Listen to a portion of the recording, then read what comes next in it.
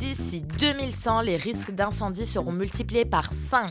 C'est la projection qui a été publiée par Météo France en mars dernier. En effet, avec le réchauffement climatique, les étés deviennent de plus en plus chauds et surtout de plus en plus secs.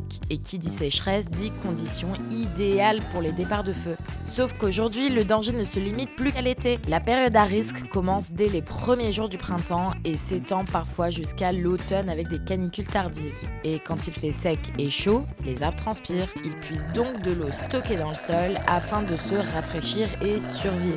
Mais quand ces périodes s'allongent, l'eau finit par manquer. Résultat, les forêts sont affaiblies et beaucoup plus vulnérables au feu. La moindre étincelle, le moindre mégot deviennent dangereux et peuvent avoir des conséquences dramatiques. Auparavant, c'était surtout la région méditerranéenne et le massif aquitain qui étaient les plus à risque. Mais aujourd'hui, de plus en plus de régions sont concernées. La Bretagne, les Pays de la Loire, le centre ou encore le Grand Est font face à ce risque croissant. Sur le terrain, les forestiers multiplient les actions de prévention pour limiter les départs de feu qui, rappelons-le, sont d'origine humaine dans 9 cas sur 10. Et pour en savoir plus, tu peux aller voir cette vidéo sur le sujet. Et nous alors, que peut-on faire pour limiter les risques d'incendie ? Tout commence dans ton jardin. Débroussailler les abords de ta maison, c'est créer une ceinture de sécurité en cas de feu de forêt. Dans certaines régions, c'est même obligatoire. Ces réglementations s'appellent les OLD, obligations légales de débroussaillement. Donc si tu habites à moins de 200 mètres d'un bois ou d'une forêt, renseigne-toi car le débroussaillement peut être imposé par la loi. Et pour rappel, tout feu est interdit en forêt, donc pas de cigarettes ni de barbecue.